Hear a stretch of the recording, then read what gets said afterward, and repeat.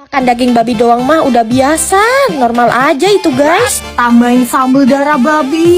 Tapi kalau makannya pakai darah babi, itu udah termasuk pecinta babi garis keras kayak Mimi. Ini tuh makanan terenak di dunia guys, beneran deh. Babi favorit Mimi nih, BPK Saksang Goyang Lidah. Ternyata ada cabang di Gading Serpong dan ada cabang juga di Alam Sutra. Wah, tambah melejit aja nih Sagoli. Definisi babi adalah kunci kesuksesan ya.